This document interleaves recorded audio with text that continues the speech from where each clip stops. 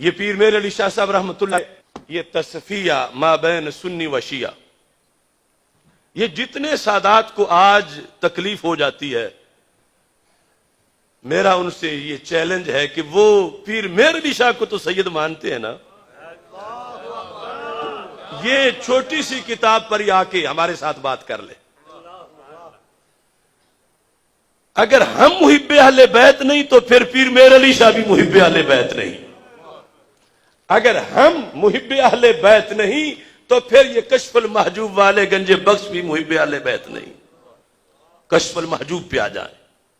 اگر کوئی تم میں سے یہ سمجھے نا کہ ہم ان کی میرٹ پہ پورا اتر جائیں، روافض بھی ہمیں محب اہل بیت مان لیں، تو آپ کبھی نہیں اتر سکتے اس وقت تک جب تک کہ جہنمی نہ بنے۔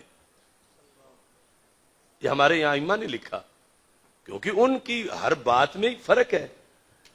اب آیت تطہیر میں حضرت پیر سیدنا مہر علی شاہ صاحب رحمۃ اللہ علیہ اس بات کو آگے بڑھاتا ہوں اور ان لوگوں کو دعوت فکر دیتا ہوں کہ اپنے بڑوں کی تو پڑھو۔ ہمارا صرف یہی قصور ہے کہ ہم نے ان کو پڑھا ہے اور ان کے حوالے ہر جگہ پہ دیتے ہیں۔ یہاں مسئلہ باغ فدق پر سیدنا پیر میر علی شاہ صاحب رحمۃ اللہ علیہ نے لکھتے لکھتے ایک دلیل کا جواب دیا جو روافض کی دلیل تھی۔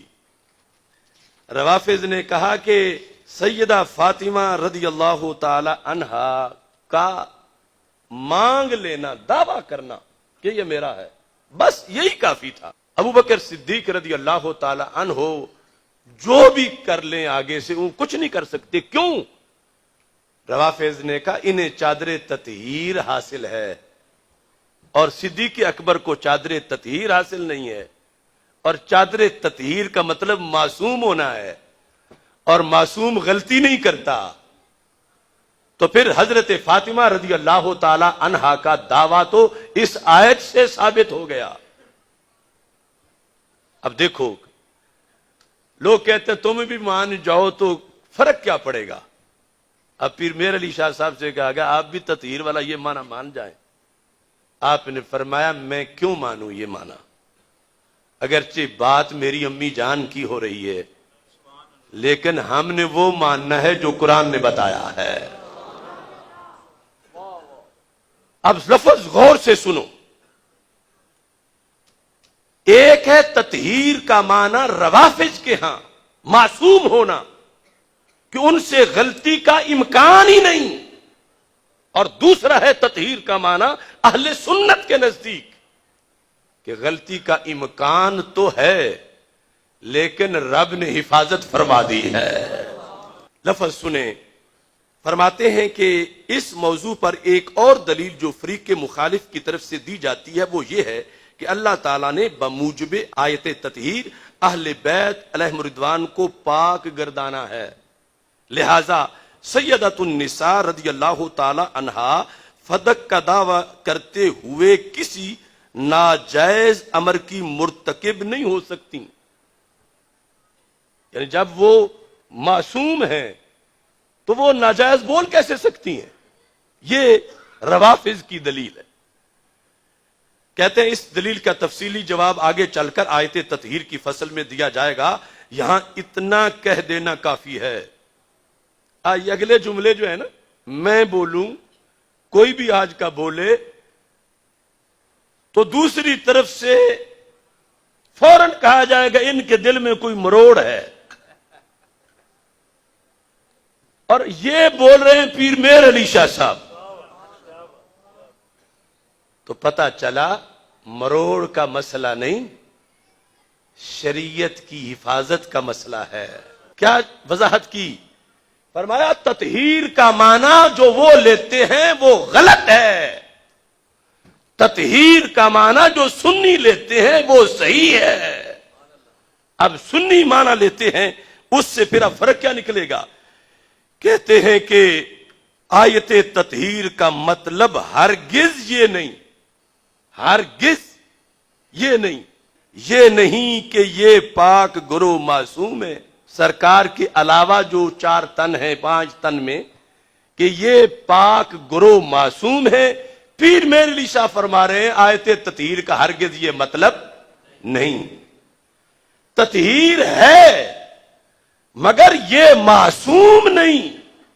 کیوں؟ معصوم صرف رب کے نبی ہیں انسانوں میں. تطہیر کیا جو معنی رب نے دیا وہ بھی بڑی شان ہے، لیکن تطہیر کا یہ مقصد نہیں کہ انہیں نبیوں کے ساتھ ملایا جائے. نبی معصوم ہیں انسانوں میں. اور یہ فرمایا کہ آیت تطہیر کا مطلب ہرگز یہ نہیں کہ یہ پاک گروہ معصوم ہیں اور ان سے کسی قسم کی بھی خطا کا سرزد ہونا ناممکن ہے. یہ مطلب نہیں. خطا کا سرزد ہونا ممکن ہے. یہ پیر میر علی شاہ صاحب تطہیر کا مطلب بتا رہے ہیں کہ خطا کا سرزد ہونا ممکن ہے. تو پھر فرماتے ہیں اس کا یہ مطلب ہے کہ اگر بمقتضائے بشریت ان سے کوئی خطا سرزد بھی ہو تو وہ عفو و تطہیر الہی میں داخل ہوگی. رب عفو کر دے گا. یہ نہیں کہ خطا ممکن ہی نہیں رہی. لہذا فرماتے ہیں سیدۃ النساء رضی اللہ تعالی عنہا کی تحریک اور سلسلہ جنبانی نے ہم کو سمجھا دیا کہ آیت یوصیکم اللہ فی اولادکم للذکر مثل حظ الانثیین میں خطاب امت کی طرف ہے اور خلفائے ثلاثہ کے علاوہ اہل بیت پاک علیہم الرضوان نے بھی باغ فدق کے غیر مورث ہونے کو اپنے عمل سے ثابت کر دکھایا اور سارے عالم پر واضح ہو گیا، سارے جہان پر، کہ جناب سیدۃ النساء رضی اللہ تعالی عنہا بھی بوجہ بدعت الرسول علیہ السلام ہونے کے ابدیت محضہ کی وارث ہیں اور اپنے والد ماجد علیہ السلام کی طرح ان کی عالی اور پاک شان بھی ملکیت کے دھبا اور خدائی فیصلے پر ناراضگی کے نقص سے منزہ اور پاک ہے. یعنی یہ فرمایا کہ مسئلہ باغ فدق میں یہ روافض تم دلیل نہ بناؤ کہ معصوم تھی تو مانگنا ہی حق کی دلیل ہے. پرانی خطا کا امکان تھا اور خطا پر تھیں، جب مانگ رہی تھیں خطا پر تھیں، لیکن جب آگے سے حدیث آئی تو ان کی یہ شان ہے کہ جن کے جگر کا ٹکڑا ہے ان کی حدیث سن کے سر تسلیم خم کر لیا.